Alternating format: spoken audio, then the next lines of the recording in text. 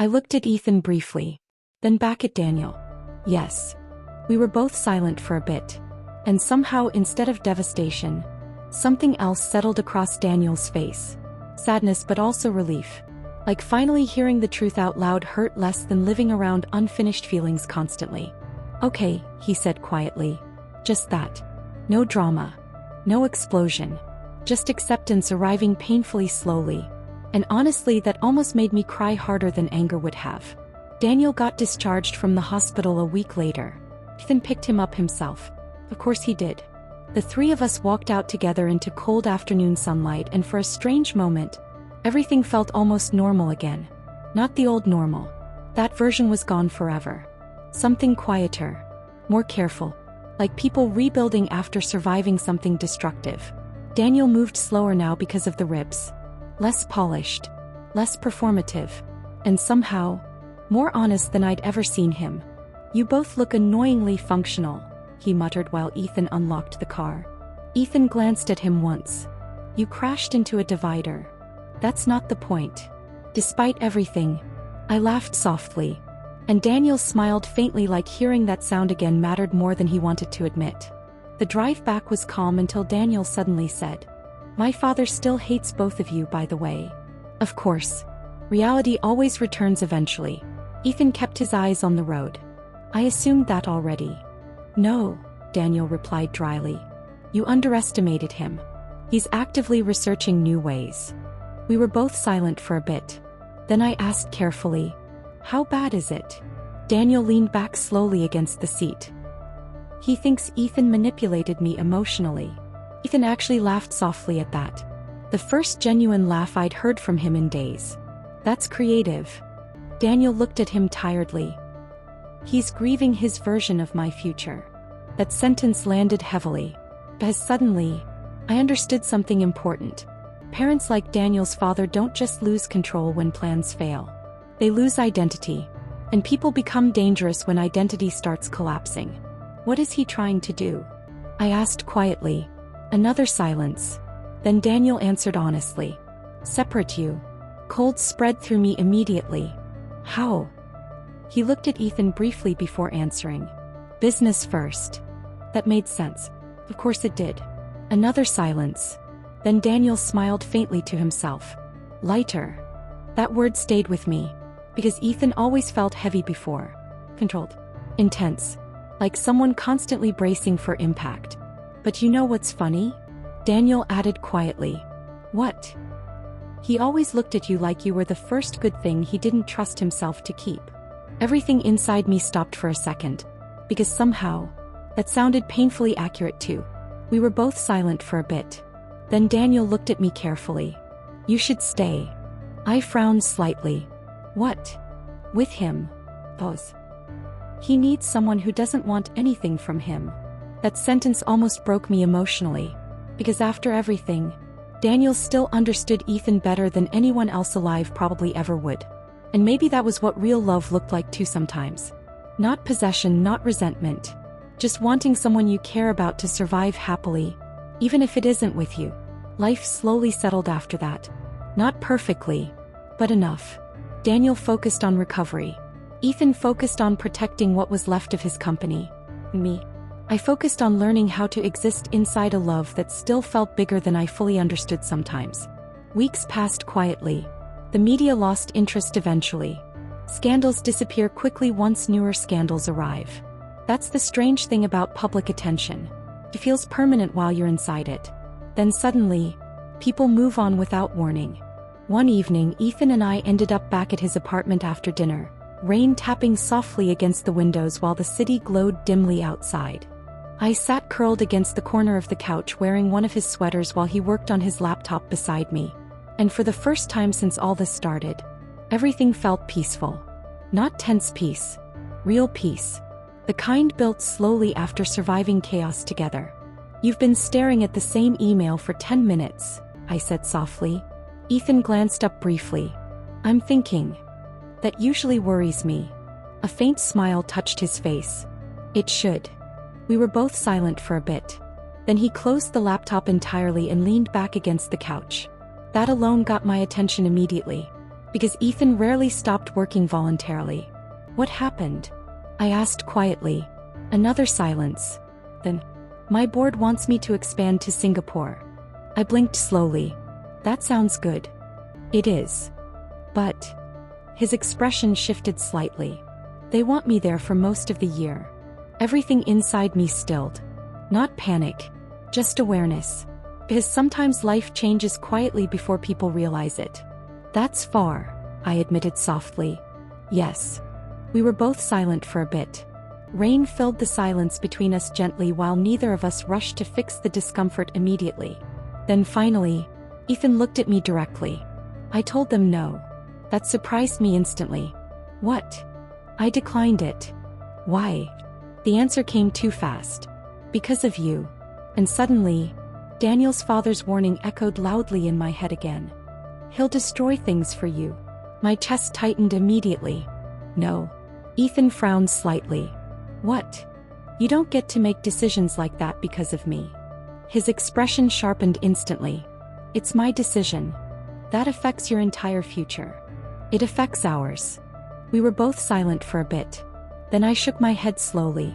No. That shifted the atmosphere immediately. Not angry. Serious. Explain, Ethan said carefully. I sat up straighter on the couch, my heartbeat suddenly louder again. You can't keep shrinking your life around me. I'm not shrinking anything. Yes, you are. Another silence. Then Ethan looked at me steadily. You think choosing you is automatically self-destruction. That hit hard because part of me feared exactly that. I think you love like losing things proves devotion. The silence after that sentence felt heavy, real. Because suddenly, we weren't talking about Singapore anymore. We were talking about fear. His fear. My fear. Everything underneath both of them. I don't want to become the reason your world gets smaller, I admitted quietly. Ethan's expression softened slightly then. And somehow, that hurt more than defensiveness would have. You don't make my world smaller. Then why give this up? We were both silent for a bit. Then Ethan answered honestly. Because I don't want distance between us. That's not enough. His jaw tightened slightly. It is for me. No, I said softly. It's enough for the version of you that thinks sacrifice equals love. That landed immediately. I saw it. Because now we had finally reached the real wound. The inherited one, the one shaped by his father. We were both silent for a bit. Then Ethan stood slowly and walked toward the windows, hands in his pockets while rain blurred the city outside. For a moment he looked tired again. Not physically, emotionally. Like loving people had always felt like negotiation between devotion and destruction inside him. You think I don't know how to keep someone without giving pieces of myself away, he said quietly. I swallowed hard. Sometimes yes. Another silence. Then he nodded once slowly. That's fair. That answer almost broke my heart. Because instead of defending himself, he understood exactly why I feared it. I stood and walked toward him slowly until I stopped beside him near the window. The city lights reflected softly across the glass while rain moved steadily outside. I love you, I whispered quietly. Ethan looked at me immediately. And every single time I said those words to him, felt like they physically affected him. Like part of him still couldn't fully believe they belonged to him. But if this works, I continued softly, it can't survive on sacrifice alone. We were both silent for a bit. Then Ethan asked quietly, what does it survive on? I reached for his hand slowly. Choice. Another silence. Then I added softly, mutual choice. Not rescue. Not martyrdom. The tension in him shifted slightly after that. Not disappearing. Understanding. And finally, Ethan nodded once. Fully. You'd really survive long distance? I smiled faintly. You survived loving me before you even had me. That almost made him laugh. Almost. We were both silent for a bit. Then finally, Ethan leaned down and kissed me softly against the sound of rain hitting the windows. And this time, it didn't feel like desperate love. It felt steady. Like two people finally learning the difference between holding on and holding each other carefully. Ethan left for Singapore 2 months later. And honestly, watching him walk through airport security felt harder than everything dramatic that came before. Because chaos gives people adrenaline. Distance just gives them silence. We stood near the terminal entrance longer than necessary while people rushed around us with suitcases and tired expressions. Neither of us wanted to say goodbye first. "You're still overthinking," Ethan said quietly. I smiled faintly. "You're still noticing?" "Yes." We were both silent for a bit.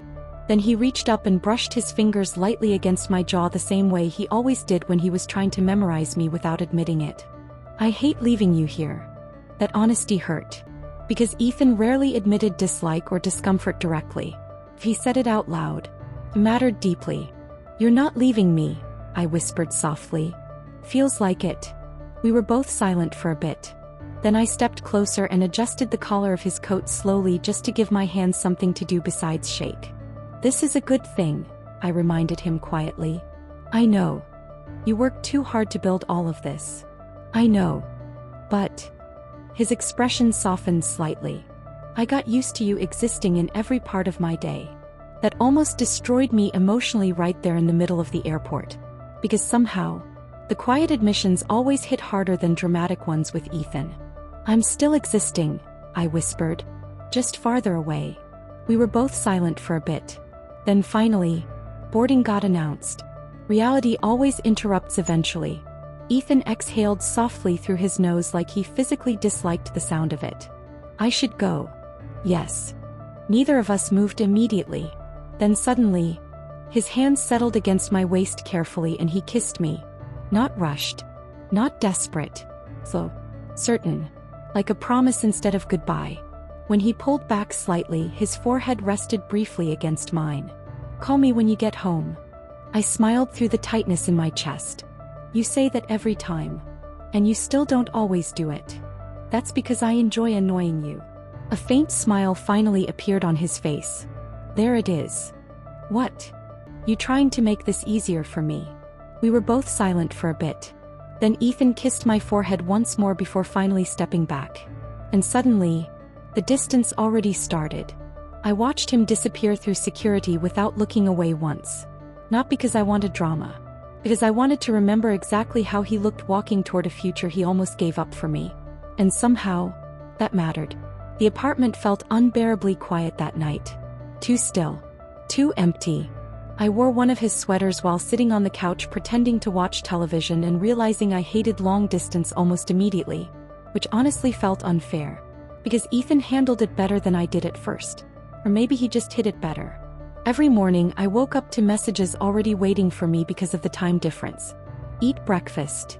Don't ignore your headache. You looked tired yesterday." Constant. Careful. Always paying attention from thousands of miles away somehow. And every night before bed, he called. No matter how late meetings ran. No matter how exhausted he sounded. He called. We were both silent for a bit during most conversations too. But the silence felt different now. Not uncertain. Comfortable. Like we didn't need constant conversation to prove anything anymore. 3 months passed like that. Then one night, everything shifted again. I answered Ethan's video call while cooking dinner, balancing my phone against the counter while steam filled the kitchen. "You're finally eating actual food," Ethan observed immediately. I rolled my eyes slightly. "You sound emotional about vegetables. You lived on coffee for 2 days last week." "Allegedly." A faint smile touched his face. And suddenly, I froze. "What?" he asked immediately. I stared at the screen carefully. "You look exhausted." His expression shifted slightly too slowly. Which meant I was right. "I'm fine." "No." We were both silent for a bit. Then I noticed it. The loosened tie. The dark circles. The tension sitting visibly in his shoulders. "How much have you been sleeping?" Another silence. Then, "Enough." "That's not an answer." Ethan leaned back slightly in his chair and rubbed one hand across his face tiredly. And suddenly, I knew. Work was swallowing him again. "How bad is it?" I asked softly. Pause. Then, "The Singapore expansion is bigger than expected." And another silence. Then Ethan admitted quietly, "I don't think I can come back next month." Everything inside me dropped slightly. Not dramatically, just enough to hurt. Because suddenly the distance stopped feeling temporary. "How long?" I asked carefully. "Another few months maybe." We were both silent for a bit. Then Ethan looked at me through the screen with something dangerously close to guilt. And somehow, that upset me more than disappointment. "Don't do that," I said quietly. "Do what?" "Look at me like you failed." His expression tightened immediately.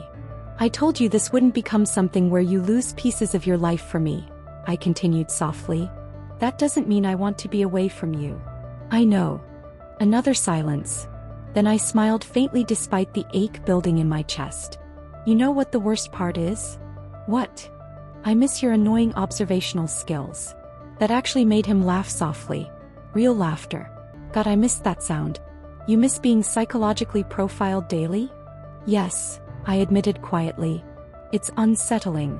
We were both silent for a bit. Then Ethan's expression softened again.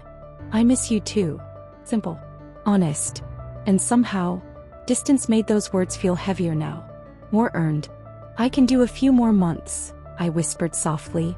Ethan looked at me carefully. "You're sure?" "No," I admitted honestly. "But I'm choosing it anyway." And suddenly, I saw it again. The one Ethan always got whenever love surprised him by surviving something difficult instead of collapsing under it. Like part of him still expected people to leave eventually. And every time I stayed, it changed him a little more. The 4th month was the hardest. Not because Ethan and I stopped loving each other. Because life stopped slowing down long enough for us to feel close properly. Time zones became exhausting. Calls became shorter. Schedules stopped aligning naturally. And suddenly, everything felt slightly off. Not broken, just strained. I noticed it first during small things. Missed calls that turned into "I'll call later."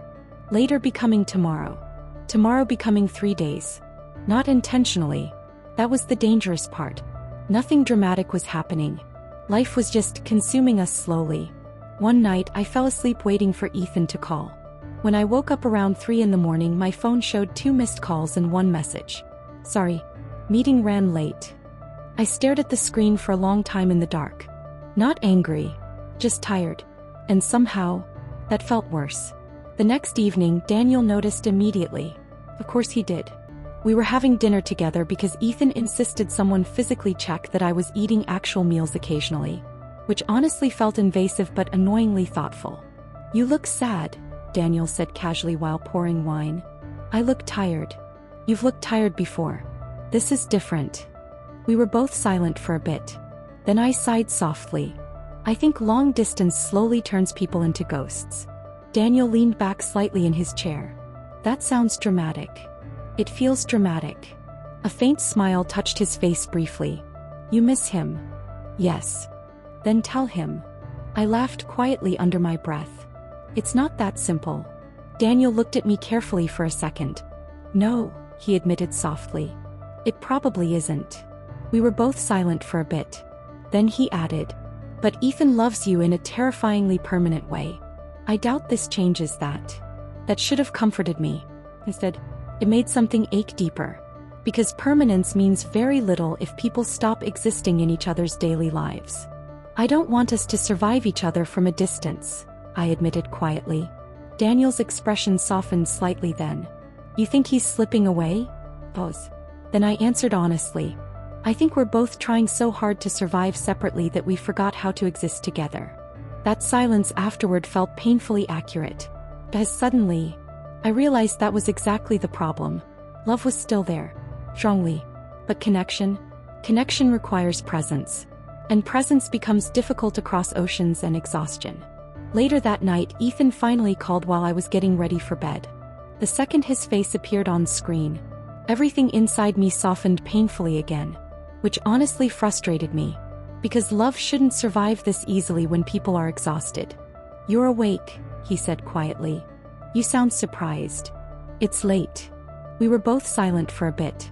Then Ethan studied my face carefully through the screen. "What's wrong?" There it was again. Always noticing. Even now. "I miss you," I admitted softly before I could stop myself. His expression changed immediately. Not dramatic. Just deeply affected. "I know." "No," I whispered quietly. "I mean, I really miss you." The silence after that felt heavy. Because now, we weren't pretending distance was manageable anymore. Ethan leaned back slowly in his chair. exhaustion visible all over him now that neither of us was hiding anymore. "I'm trying," he said quietly. And somehow, that hurt more than if he'd argued. Because he was trying. Relentlessly. "I know you are." We were both silent for a bit. Then Ethan rubbed one hand across his face tiredly before asking softly, "Do you regret this?" The question shocked me immediately. "What?"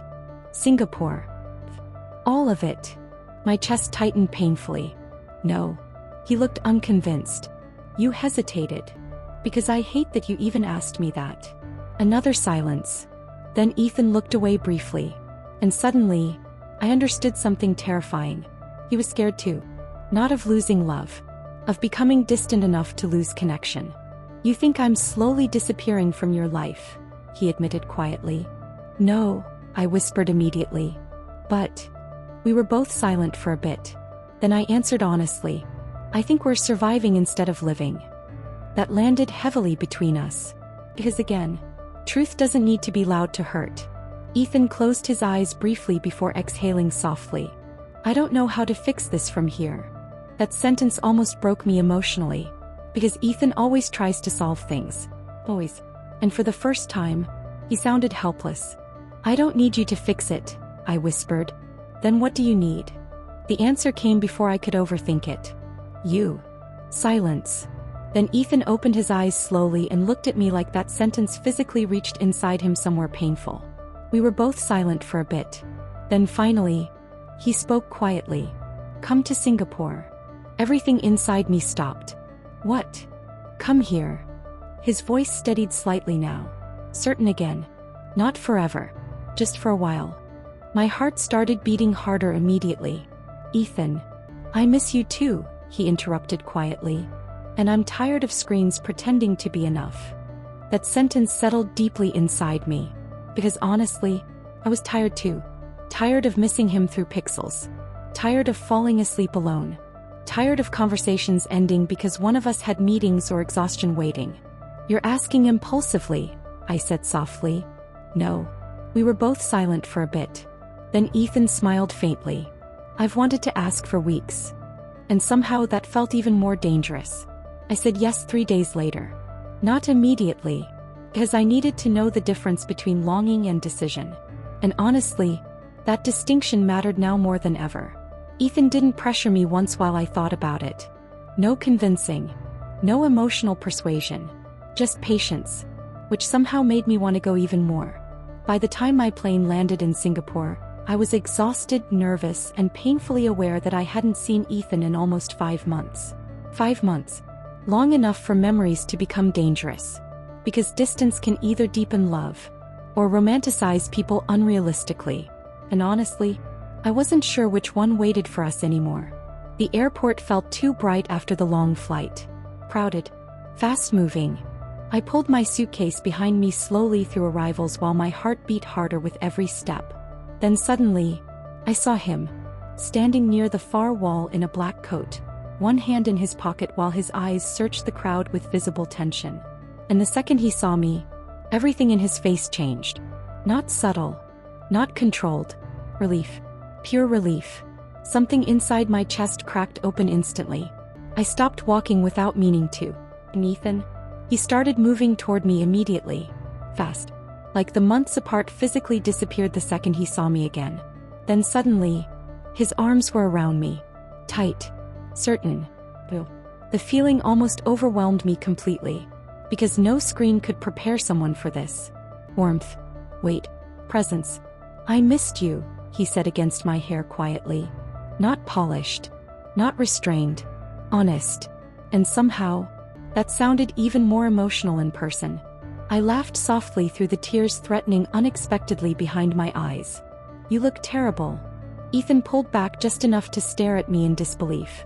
"That's the first thing you say to me? You look exhausted." "You started crying immediately." "That's unrelated." A faint laugh escaped him then. Real laughter. God, I missed that sound physically.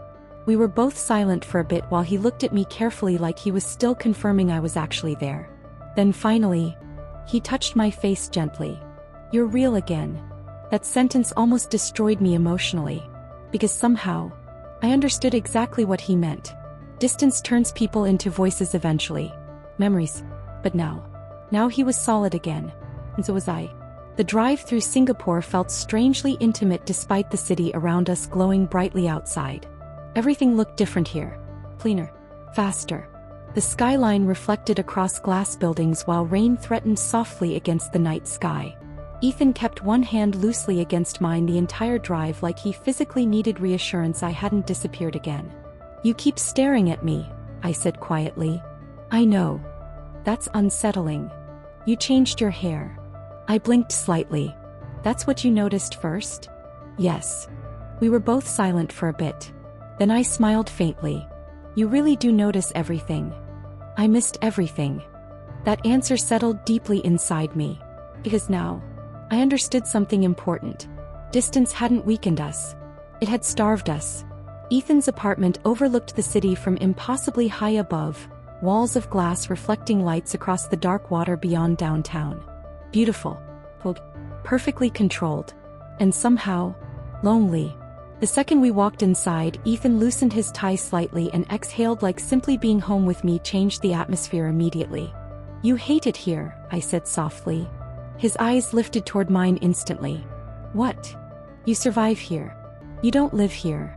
We were both silent for a bit. Then Ethan looked away briefly toward the windows. "That obvious?" "Yes." Another silence. Then I stepped closer slowly until my hands rested lightly against his chest. "You should have told me it was this bad." Ethan looked down at me quietly. "I didn't want you feeling responsible. There's a difference between responsibility and honesty." That landed. I saw it immediately. Because Ethan still struggled with that sometimes.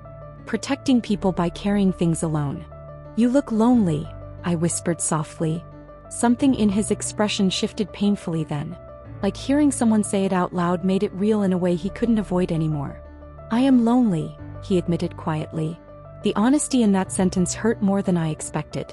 Because Ethan rarely admits emotional need directly. And now, he was standing in front of me doing exactly that. We were both silent for a bit. Then suddenly, he kissed me. Not cautiously. Not carefully. Like someone starved. Months of distance collapsed instantly between us while his hands settled against my waist tightly enough to reveal exactly how much restraint he'd been living under. And honestly, I kissed him back the same way. But I was tired too. Tired of missing him politely. When he finally pulled back slightly, both of us breathing harder now, his forehead rested briefly against mine. "You have no idea what you do to me," he whispered roughly. I smiled faintly despite my heartbeat trying to destroy me. "That sounds emotionally concerning." A quiet laugh escaped him against my mouth again. "There you are. What does that mean?" "That version of you that jokes when you're overwhelmed." We were both silent for a bit. Then Ethan looked at me carefully again. More serious now. "I need you to tell me if this ever becomes too much." That surprised me slightly. "What?" "Singapore. My life here.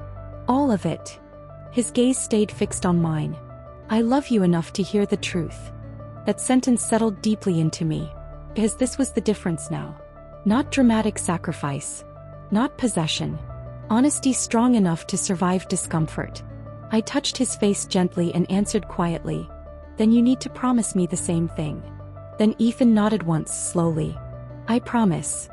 And somehow standing there in a city that still felt unfamiliar. That felt like the safest thing we'd ever built together. The first week in Singapore felt unreal. Not like vacation. Like stolen time. Because for the first time in months, Ethan and I existed in the same space again without screens or time zones interrupting us every few hours. And honestly, I forgot how physical love really is. Not just intimacy. Presence. Coffee made together in the morning. His hand against my back while passing behind me in the kitchen. Falling asleep hearing someone breathe instead of hearing silence. Small things. But small things are what distance steals first. Ethan worked constantly during the day. That part hadn't changed. Meetings. Calls. Late nights. But now, I understood something I couldn't see through a screen before. He wasn't choosing work over me. He was surviving pressure. Real pressure. Singapore wasn't just expansion. It was war disguised as business. "You're staring again," Ethan said one evening while loosening his tie near the dining table. "You look exhausted again." That's not new. No, I admitted softly. But seeing it in person feels different. We were both silent for a bit. Then Ethan walked toward me slowly before leaning down to kiss my forehead. You make this place feel less temporary. That sentence stayed with me afterward. Because somehow, I understood exactly what he meant. Without me here, Singapore wasn't home to him. Just obligation. Later that night, Ethan fell asleep beside me almost instantly for the first time since I arrived. And honestly, that scared me a little. Not because something was wrong. Because exhaustion was finally winning over control. I lay awake beside him for a while, watching city lights move across the ceiling while his arms stayed loosely around my waist even asleep. And suddenly, I realized how lonely he must have been here. Not emotionally dramatic lonely. Functional lonely. The kind successful people become when everyone around them needs something constantly. The next morning I woke up alone. At first, panic hit immediately. Then I noticed the note beside the coffee machine. Emergency meeting. Didn't want to wake you. Eat breakfast. I smiled despite myself. Still controlling things from a distance of 3 rooms. By noon, rain covered the city heavily outside while I wandered through the apartment restlessly, trying to ignore how quiet everything felt without him there. Then Ethan's laptop buzzed on the kitchen counter. I wasn't trying to look, honestly, but the screen lit up before I could look away. Unknown sender. The preview message appeared briefly. She deserves to know what happened in Tokyo. Everything inside me stopped. Completely. Tokyo? Cold moved slowly through my chest. Because immediately, my brain understood what this probably was. Not business. Personal. And suddenly, every insecure thought distance created over the past months came back at once. I stared at the screen for too long. Long enough for guilt to arrive immediately afterward. Because trust matters. And Ethan had earned mine. Hadn't he? We were both silent for a bit. Except Ethan wasn't there. Which somehow made the silence worse. The screen went dark again. And still, that sentence stayed burned into my mind. She deserves to know what happened in Tokyo. I tried to ignore it. Really. I made coffee. Tried reading. Tried distracting myself. But insecurity feeds on silence faster than anything else. By the time Ethan came home that night, rain still covered the windows and tension already sat visibly inside me. Of course he noticed immediately. The second he walked in. What happened? No greeting. Straight to awareness. I hated that he knew me this well sometimes. Nothing. Ethan closed the apartment door slowly without taking his eyes off me. That's not true. We were both silent for a bit. Then I finally asked quietly, what happened in Tokyo? Everything changed after that. Not explosively. Sharp stillness. That was worse. Ethan's expression didn't become guilty. It became alert. Which somehow terrified me more. Why are you asking me that? He said carefully. I saw the message on your laptop. Then Ethan exhaled slowly and rubbed one hand across his face tiredly. And suddenly I knew. Not the details, but enough to understand this wasn't random. You should have told me already, I whispered quietly. That depends on what you think happened. The answer frustrated me immediately. I don't know what happened. That's why I'm asking. We were both silent for a bit. Then Ethan looked away briefly toward the rain-covered windows. And for the first time since I arrived in Singapore, I saw something dangerous in him again. Not anger. Fear. I was engaged once, he said quietly. Everything inside me went still. What? It ended years ago. The room suddenly felt too quiet. Too small. You were engaged. Yes. We were both silent for a bit. Then Ethan looked back at me carefully. I was going to tell you. When? Another silence. Then honesty. I didn't know how. That hurt more than the actual information somehow. Because suddenly, this wasn't about his past. It was about omission. What happened in Tokyo? I asked softly. Ethan's jaw tightened slightly. She cheated on me. The answer came immediately this time. No hesitation. And somehow, that made the room shift again. Not relief exactly. Understanding maybe. It happened during a company trip. Rain hit the windows harder outside while silence settled heavily between us. Then Ethan added quietly. I found out the night I bought the ring. My chest tightened painfully. Because suddenly, I understood something else too. Why betrayal affects him so deeply. Why loyalty matters so violently to him. Why control became survival. We were both silent for a bit. Then I asked carefully, "Why didn't you tell me?" Ethan looked at me for a long moment before answering. "Because I hated who I became afterward."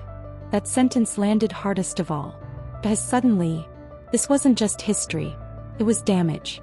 Real damage he still carried quietly inside him. And for the first time since I met him, I realized I still didn't fully know everything that made Ethan who he was. I didn't respond immediately. Not because I was angry. Because suddenly, I was seeing pieces of Ethan differently. The control.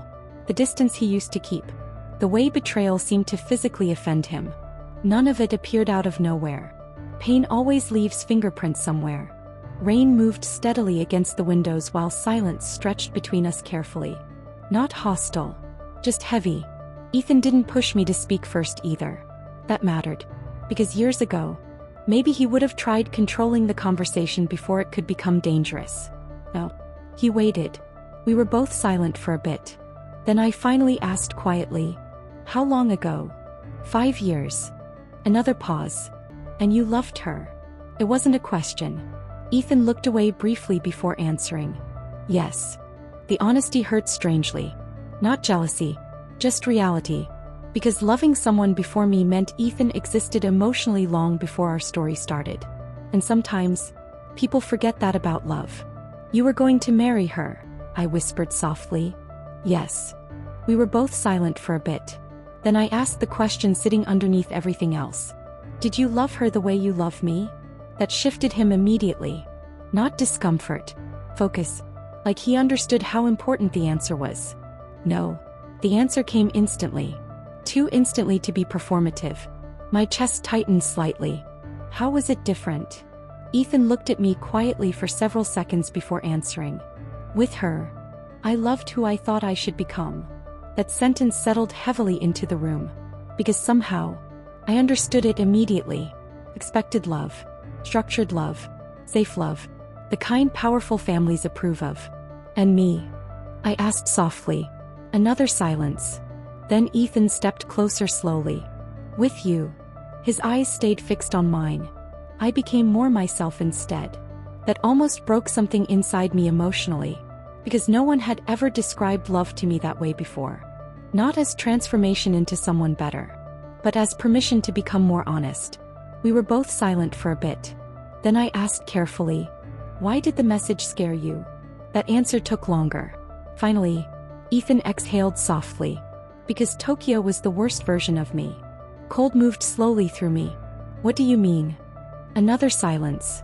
Then, when I found out about her, I destroyed everything around me for almost a year. There was again. That fear. Destruction disguised as devotion. I stopped sleeping. Worked constantly. Shut everyone out. His expression tightened slightly. I became someone even I didn't recognize. The honesty in that sentence unsettled me deeply. Because Ethan rarely speaks about himself with weakness attached. "And nobody stopped you?"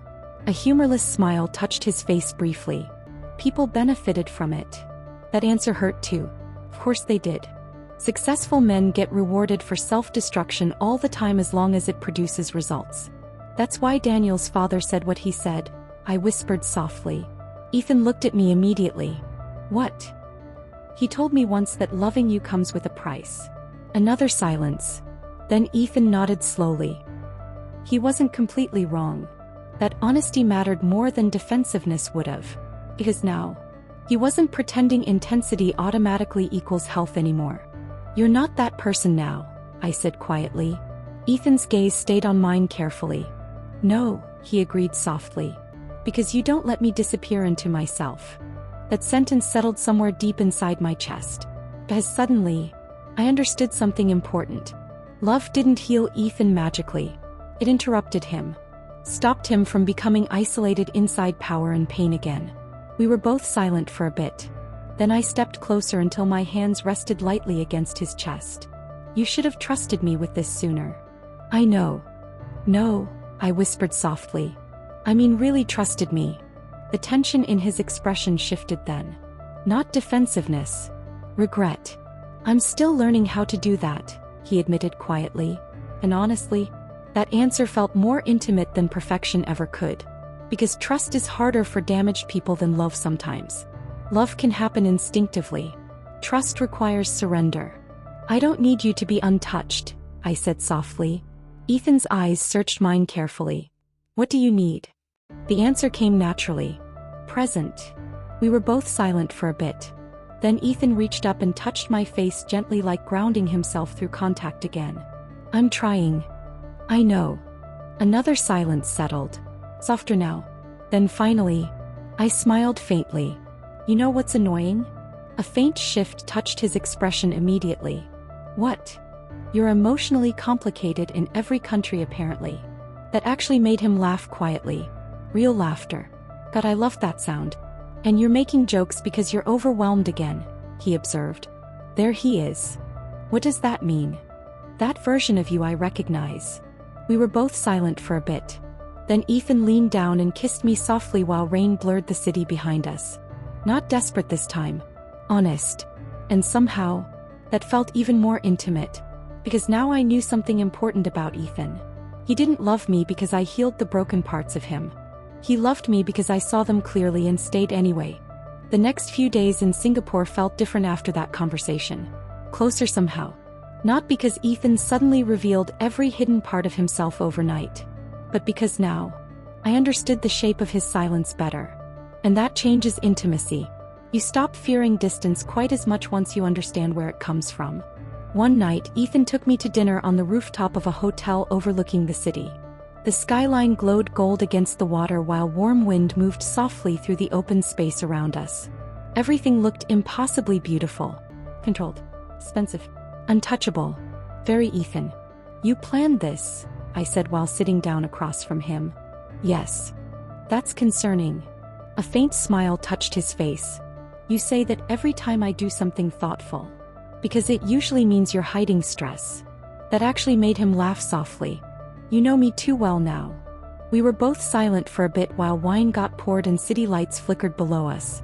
Then Ethan looked at me carefully across the table. I need to ask you something. The seriousness in his tone immediately shifted the atmosphere. What? Another silence. Then, would you ever move here permanently? Everything inside me stilled. Not panic. Awareness.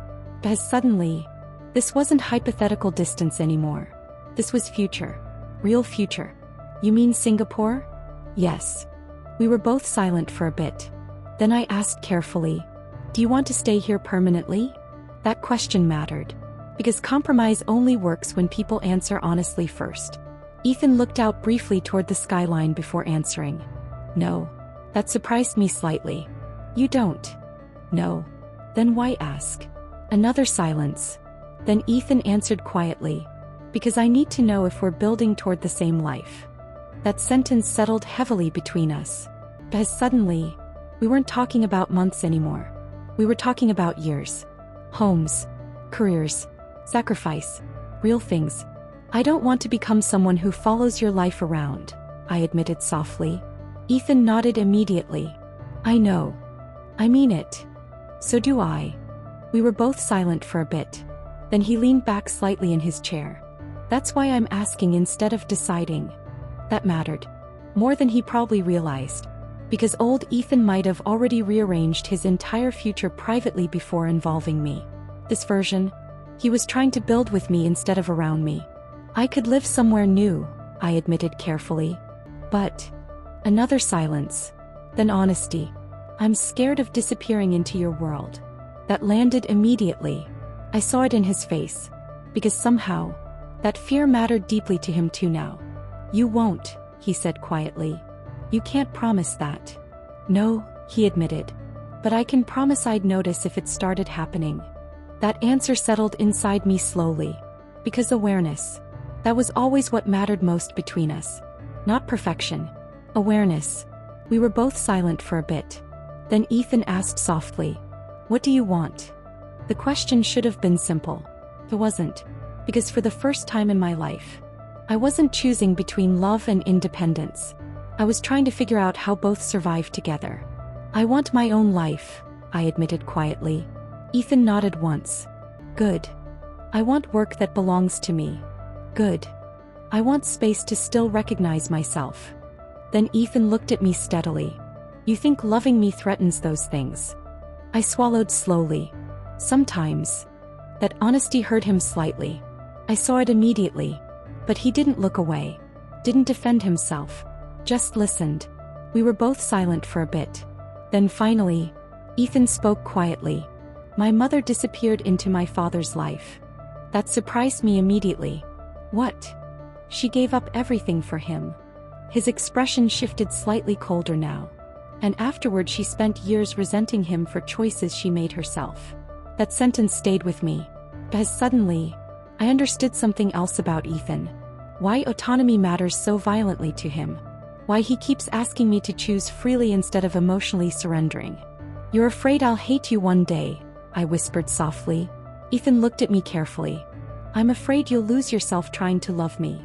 The honesty in that sentence almost overwhelmed me emotionally.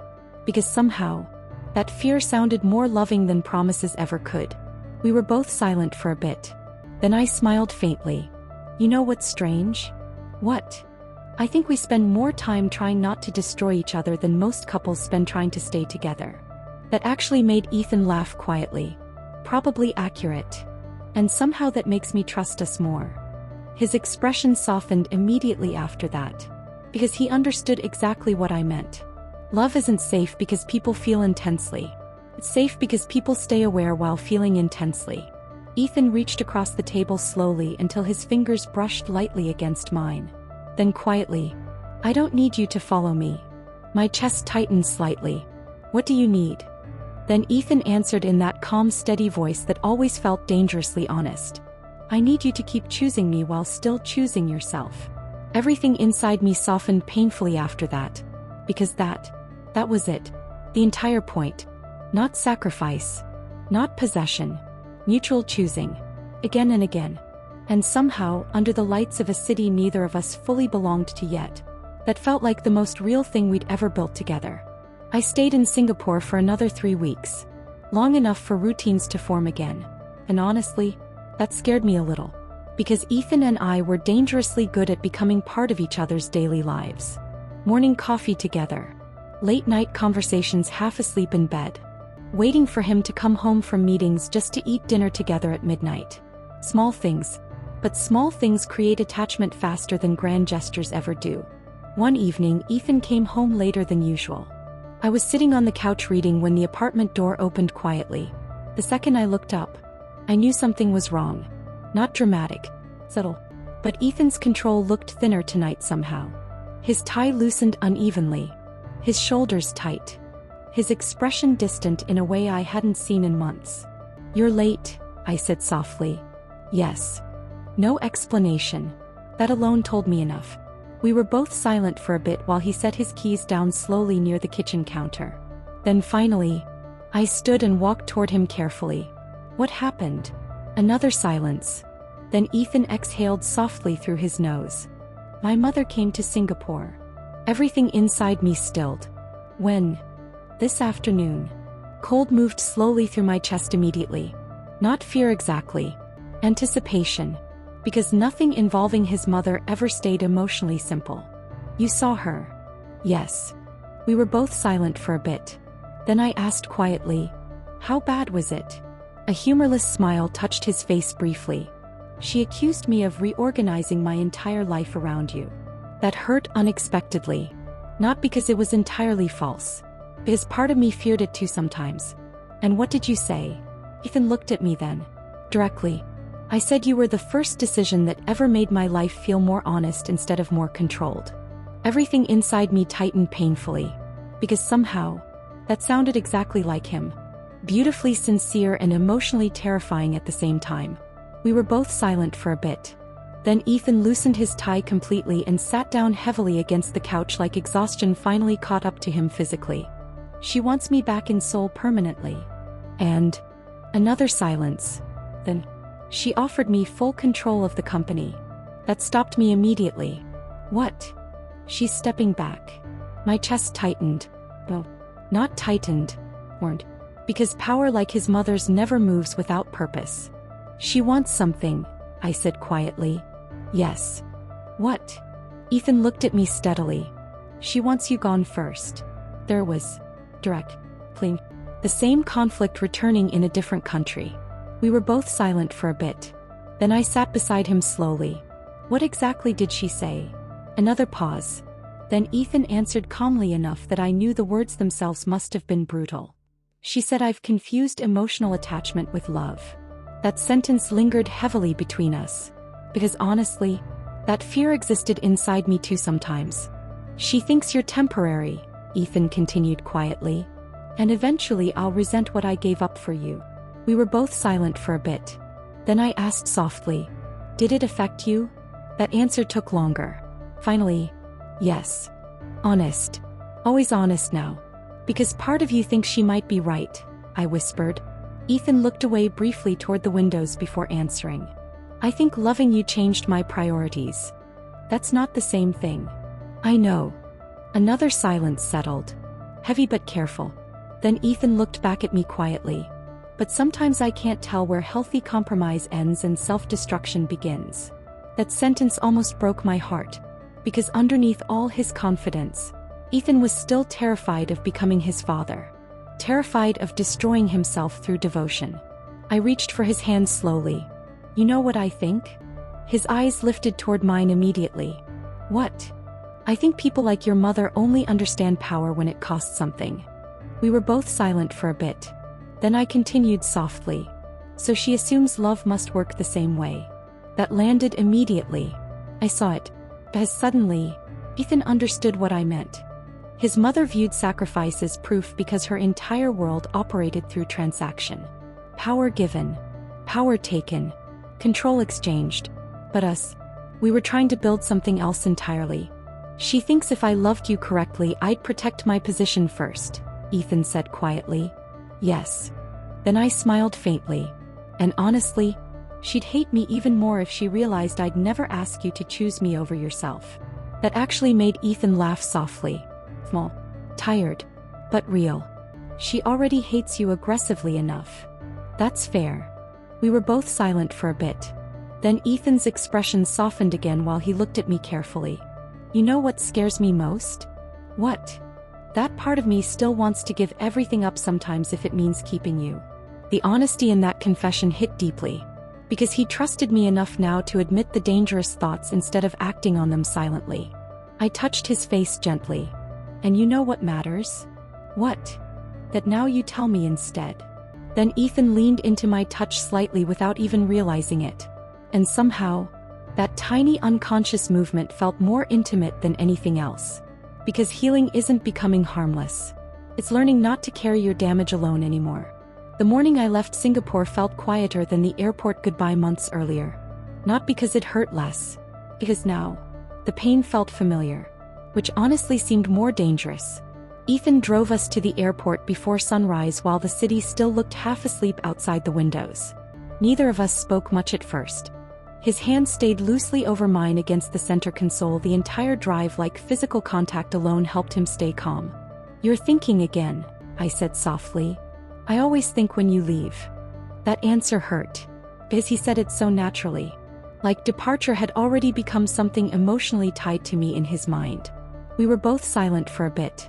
Then I looked out the window quietly. You know this isn't permanent. I know. But... Another silence. Then Ethan admitted softly. I'm tired of measuring our lives in flights.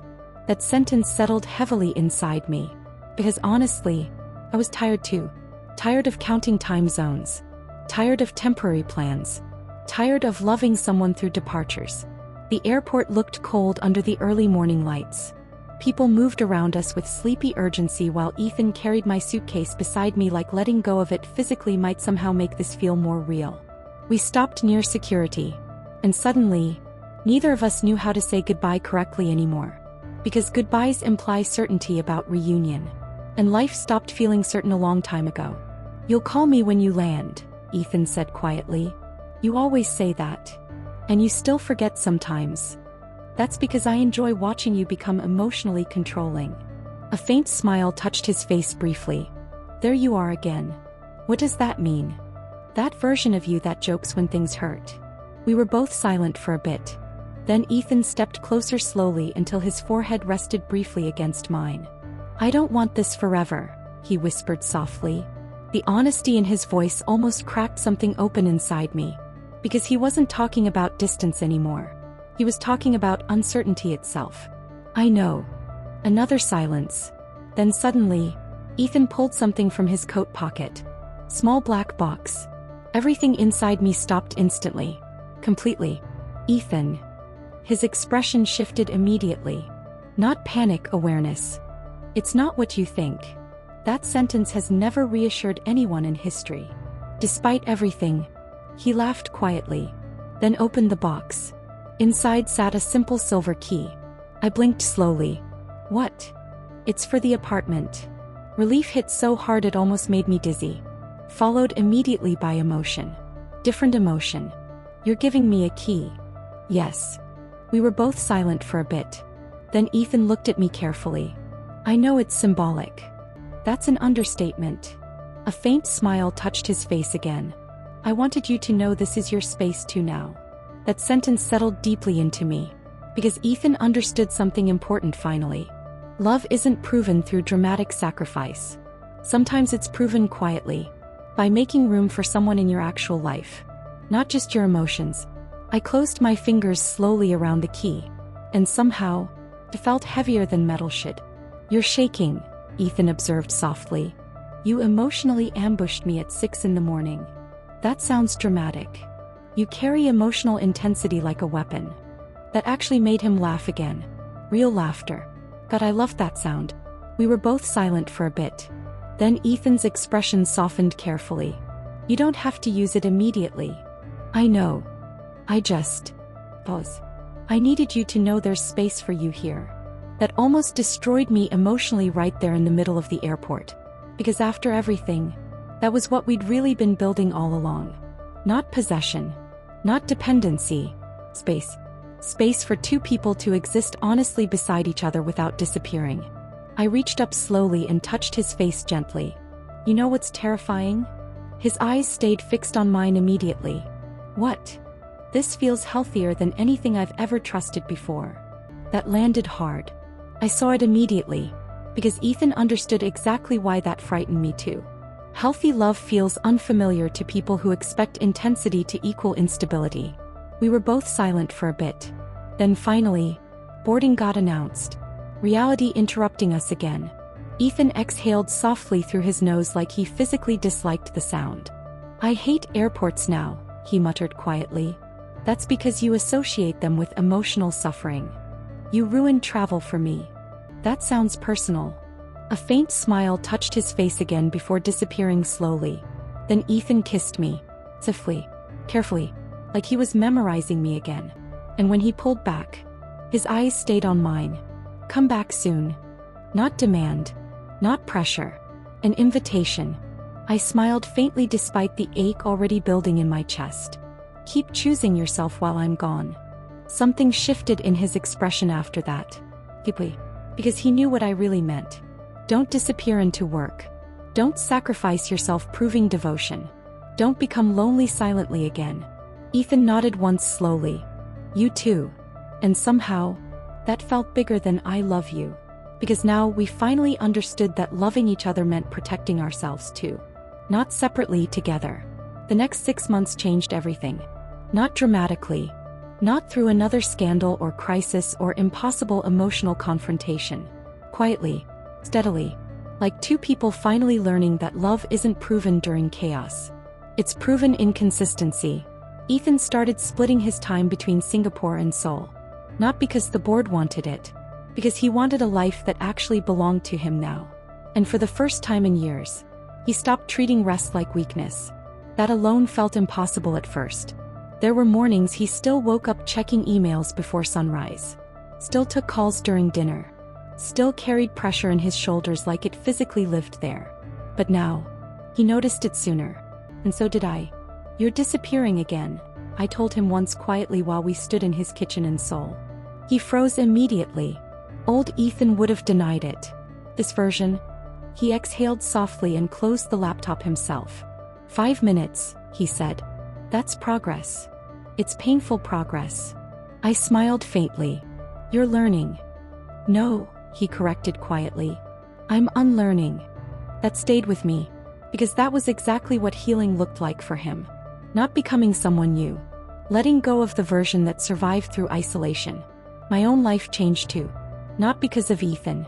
Because I stopped making myself smaller to stay comfortable. I took a new position at an international creative agency in Seoul. Better pay. More responsibility. More visibility. And for the first time, people knew me for my work before they knew me for Ethan. That mattered. More than I expected. One evening after work, I walked into Ethan's apartment and found him standing by the windows overlooking the city. No phone. No laptop. Still. That alone immediately told me something was different. You're home early, I said softly. Yes. That's concerning. A faint smile touched his face. You say that every time I behave like a normal person. You're emotionally suspicious. That actually made him laugh quietly. And God. He laughed more now. Not carefully. Naturally. We were both silent for a bit. Then I noticed the envelope in his hand. What's that? Ethan looked down at it briefly before answering. My mother resigned. Everything inside me stilled slightly. What? She stepped down completely this morning. That surprised me more than anything else she'd done so far. She actually let go? Yes. We were both silent for a bit. Then I asked carefully, how do you feel? That answer took longer. Finally, tired. Honest. Not victorious. Not emotional. Just tired. Because power struggles exhaust people long after they end. She asked to meet you, he said quietly. That shifted the room immediately. She did. Yes. And? A faint humorless smile touched his face. She claims she wants peace. That sounds terrifying. That actually made him laugh again. Accurate. We were both silent for a bit. Then Ethan stepped closer slowly. You don't have to do this. That mattered. Because now, he always gave me choice first. I know, I said softly. Another silence. Then I added, but I think I want to. And somehow, that shocked me more than cruelty ever did. You tried to destroy my life, I said carefully. Yes. No denial. No excuse. That honesty unsettled me immediately. Why? I asked softly. A long silence followed. Then finally, because I thought love made people weak. That sentence stayed between us heavily. Because suddenly, I understood her too. Not agreed with. Understood. She spent her entire life surviving through control. And Ethan choosing love over power probably looked terrifying to someone like her. You were wrong, I said quietly. Her expression softened slightly then. Yes, she admitted softly. I was. We were both silent for a bit. Then she added something that surprised me even more. He smiles differently now. My chest tightened slightly. Because somehow, that sounded less like approval and more like grief. Like she realized too late what her own life had been missing. You changed him, she continued quietly. I shook my head softly. No. He changed himself. That landed. I saw it immediately. Because for the first time, someone answered her without fear or performance. Just clarity. We were both silent for a bit. Then finally, she smiled faintly to herself. That's probably why he loves you. And somehow, that felt like the closest thing to peace we were ever going to get. Months later, winter settled over Seoul quietly. Daniel fully recovered. Ethan stabilized the company. My career expanded faster than I expected. And somehow, life finally stopped feeling like survival. One snowy evening, Ethan and I walked across the same bridge where so much of our story began. The city lights reflected against the water while cold air turned our breath visible between us. You know, I said softly, this bridge ruined my life a little. Ethan glanced at me calmly. Dramatic. You emotionally destabilized me here. That sounds personal. We were both silent for a bit. Then Ethan stopped walking suddenly.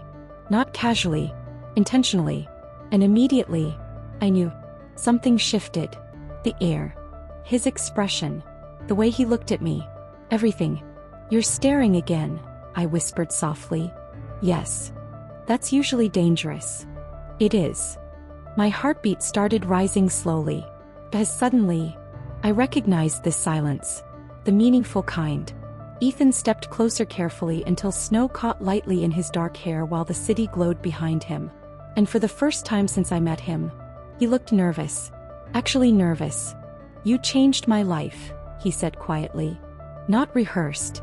Not polished. Honest. You taught me that love isn't losing yourself for someone. It's becoming more yourself beside them."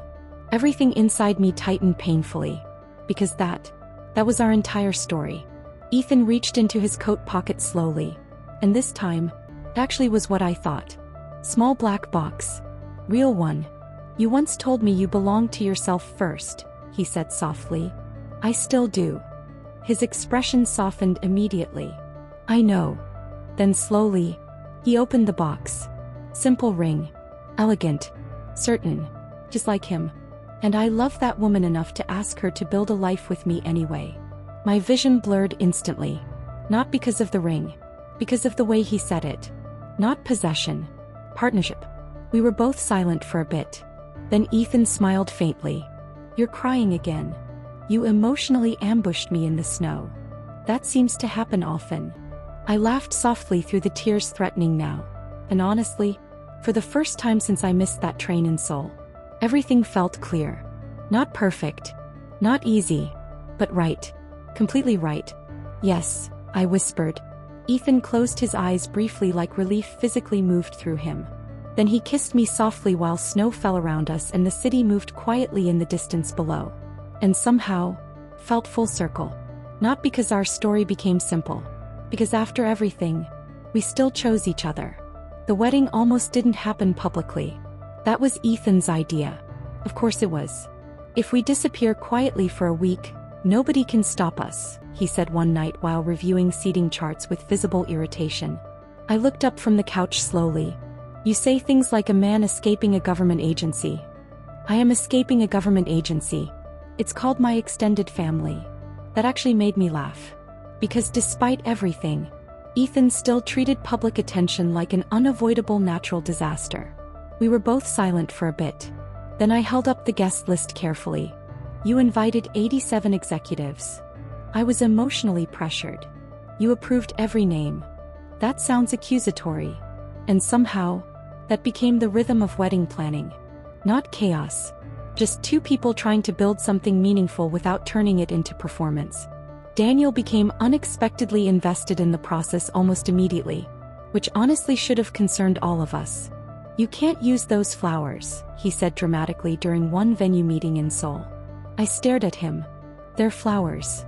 They look emotionally dishonest." That sentence means nothing. Ethan, sitting beside me reviewing financial reports during the meeting because apparently billionaires never truly rest, looked up once and said calmly, "He's right." I turned slowly toward him in disbelief. "You too." The flowers feel manipulative. I stared at both of them for a full 5 seconds. Then finally, "You were both raised in environments that made you psychologically exhausting." Daniel looked proud of that. Ethan did not deny it. We were both silent for a bit. And honestly, for the first time in years, life felt light. Not because pressure disappeared completely. Because now there was room for joy beside it. The media still followed Ethan sometimes. Business pressure still existed. His mother still remained emotionally terrifying in formal settings. But none of it controlled our lives anymore. That was the difference. One evening about 2 months before the wedding, Ethan came home unusually quiet. Not distant. Thoughtful. I noticed immediately. Of course I did now. "You're staring at walls again," I said softly while entering the kitchen. "Yes. That's concerning." A faint smile touched his face briefly. Then disappeared. "What happened?" I asked quietly. Ethan looked at me for a long moment before answering. "My father called today." That stopped me immediately. Because suddenly, I understood something painful. Ethan didn't inherit emotional isolation from nowhere. It was generational. Built slowly across years of power and survival and men mistaking control for strength. "What did you say?" I asked softly. A long silence followed. Then Ethan answered honestly. "Nothing at first." That made sense. Because some wounds don't heal immediately just because someone finally names them. We were both silent for a bit. Then Ethan looked at me quietly. He said something else too. What? Another pause. Then he told me not to lose you, trying to protect himself from becoming him. My chest tightened painfully. Because somehow, that felt bigger than apology. That felt like warning. Or maybe blessing. Maybe both. We were both silent for a bit. Then I walked toward Ethan slowly until my hands rested lightly against his chest. You know what's strange? I whispered softly. What? I think your parents spent their whole lives teaching you what love shouldn't feel like. That landed immediately. I saw it in his face. Because suddenly, Ethan understood something too. He didn't build healthy love naturally. He built it intentionally. Against everything he was taught. Against fear. Against control. Against loneliness. And honestly, that made me love him even more. The wedding happened in early spring. Private garden overlooking the outskirts of Seoul. Small by billionaire standards. Massive by normal human standards. And somehow, perfect. Daniel cried before I even walked down the aisle. Aggressively. I'm emotionally supportive, he defended afterward while fixing his tie. You were sobbing.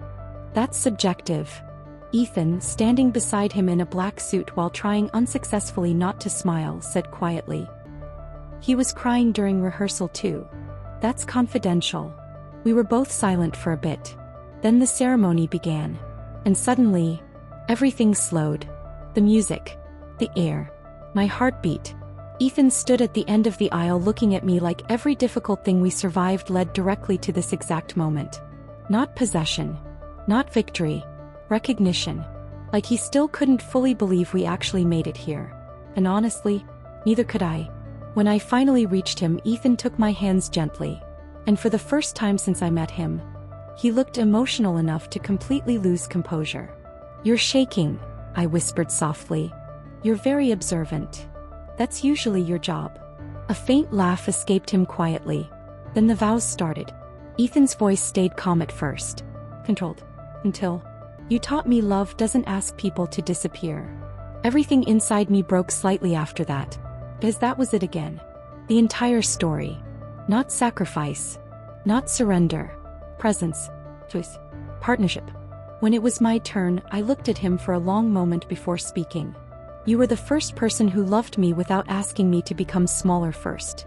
Silence settled softly around us. Real silence. The meaningful kind. And every version of my future became clearer after that. Ethan closed his eyes briefly like those words physically affected him. Then finally, rings. Applause. Relief. And suddenly, we were married. Not because the story became perfect. Because after everything, we kept choosing each other long enough to build something real. Later that night, after everyone finally left, Ethan and I stood alone together outside the reception hall while Seoul glowed quietly in the distance. My head rested lightly against his shoulder while cold spring air moved softly around us. You know, I whispered softly, missing that train really ruined my life. Ethan looked down at me calmly. Dramatic. You emotionally altered my entire future. That sounds personal.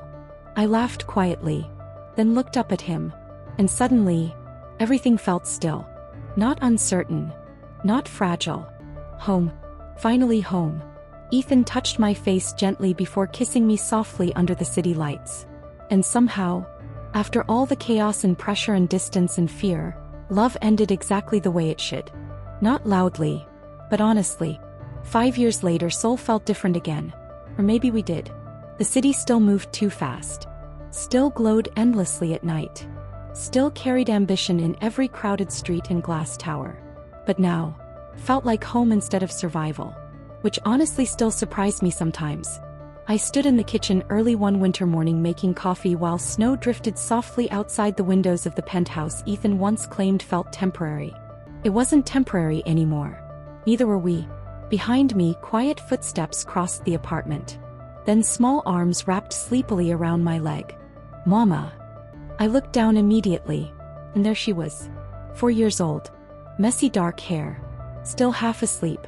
And somehow, completely capable of controlling Ethan emotionally with one smile. You're awake too early, I whispered softly while lifting her into my arms. She frowned seriously. I had important thoughts. That sounds dangerous. Before she could answer, another voice came from behind us. She gets that from you. I turned slightly, and there he was. Thin, older now, softer somehow. Still devastatingly composed, even half awake in black sweatpants with tired eyes and messy hair, which honestly felt unfair. Our daughter immediately reached for him. Papa. And just like that, the terrifying billionaire CEO disappeared completely. Every single time. Ethan took her carefully from my arms before kissing my forehead softly. You're both awake too early. She had important thoughts, I informed him. That's concerning. Our daughter nodded seriously against his shoulder. I'm hungry. That's less concerning, Ethan replied calmly. We were both silent for a bit while he carried her toward the kitchen island and started making breakfast with the terrifying focus he once reserved for billion-dollar negotiations. And honestly, watching Ethan become a father changed me permanently. Not because he became perfect, because he became present in ways nobody ever taught him. Patient, emotionally available. Things he once believed made people vulnerable. No, they made him stronger. You're staring again, Ethan said without looking up from cutting strawberries. Yes. That's unsettling. You emotionally healed too hard. That actually made him laugh quietly. Our daughter looked between us suspiciously. You're being weird again. That's also your mother's fault, Ethan replied immediately. I gasped softly in fake offense. Excuse me. You turned sarcasm into a parenting style. That sounds personal. And suddenly, the kitchen filled with laughter. Real laughter. The kind that comes from people who survived enough darkness to appreciate ordinary mornings fully. Later that afternoon, Ethan left for a board meeting downtown while I worked from home reviewing campaign concepts for the agency I eventually helped turn international. Not Ethan's company. That mattered. Always. Around noon, my phone buzzed with a message from Daniel. Emergency. Your husband bought our daughter a pony. I stared at the screen slowly, then immediately called him. What do you mean a pony? Daniel sounded deeply exhausted already. I mean there is currently a living horse outside my apartment because Ethan apparently believes boundaries are optional. That doesn't answer why you're involved. Because your child emotionally manipulated me into helping hide it from you. That sounded accurate honestly. I pinched the bridge of my nose slowly. She's 4. She's terrifying. We were both silent for a bit. Then Daniel added dramatically. She has Ethan's negotiation skills and your emotional unpredictability. Society is doomed. I laughed softly despite myself. Because after everything, Daniel stayed. Not stuck. Not wounded. Family. Real family. He eventually married an architect from Busan who found his emotional chaos strangely charming, which honestly still felt psychologically suspicious to me. That evening, Ethan came home to find me standing in the living room waiting. He stopped immediately. You know. Yes. Pause. Then. She looked emotionally invested. I stared at him in disbelief. You bought our child a horse because she looked emotionally invested? It felt manipulative to say no. That's because she's your daughter. We were both silent for a bit. Then Ethan loosened his tie slightly while watching me carefully. You're trying not to laugh. I'm trying not to divorce you. That seems extreme. A faint smile betrayed me finally. And immediately, his expression softened too. Still like that after all these years. Still watching my face like it grounded him somewhere. Later that night after our daughter finally fell asleep, Ethan and I stood together on the balcony overlooking Seoul while snow covered the city quietly below. The same city that once nearly broke us. The same city that brought us together anyway. You know, I whispered softly, sometimes I still think about the train. Ethan glanced toward me calmly. The missed one. Yes. We were both silent for a bit. Then he stepped closer behind me, arms wrapping loosely around my waist. And, he asked quietly. I smiled faintly while looking out across the lights. I think missing it was the luckiest mistake I ever made. Silence settled softly around us. Comfortable. Earned. Then Ethan kissed my temple gently before whispering. I was never ready for you either. That hit me harder than it should have after all these years. Because somehow, it still felt true. Love didn't arrive when either of us was prepared. It arrived anyway. Messy, complicated, transformative. And we chose it anyway. Again and again. Until one missed train became an entire life. And honestly, I'd miss it all over again.